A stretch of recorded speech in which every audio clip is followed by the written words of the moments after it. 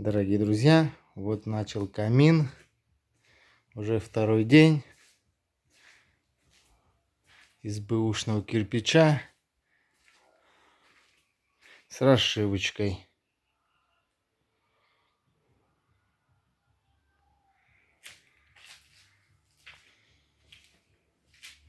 Потом зачистит, лаком вскроет, и будет в таком виде он.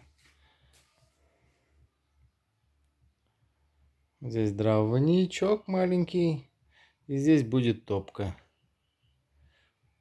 Тоже небольшая, на 75.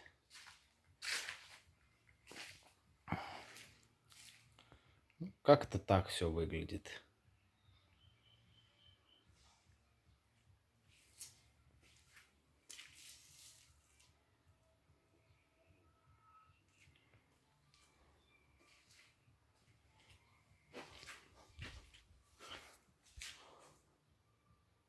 Вот рабочая обстановка, песок, цемент, щебенка, сам кирпич.